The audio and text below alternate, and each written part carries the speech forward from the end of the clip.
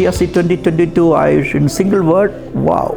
The number of countries represented and a number of the major stakeholders in the world rubber industry represented, and also we can see a cross section of the whole value chain of the world rubber industry there. It was astonishing to see how much is going on in the Indian market, how much research is done, and what is there is a general overview and also the kind of topics tackled. We saw a wide range of economic analysis of the Indian market, of the world market. In the next few years, India, I think, will be one of the places where a lot of action is happening concerning the industry as a whole.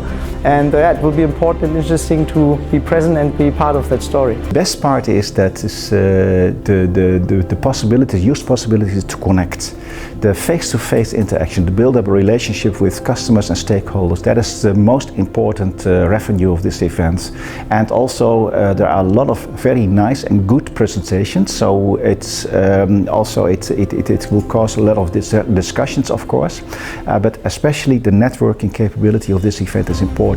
And we from Europe, we realize that networking through the internet, it is not possible in countries like India or in the Asia Pacific region. Going by the large turnout, it is so encouraging to see, old friends and colleagues and known faces come to the GTRC platform to make it what it is, an established platform for the tire industry.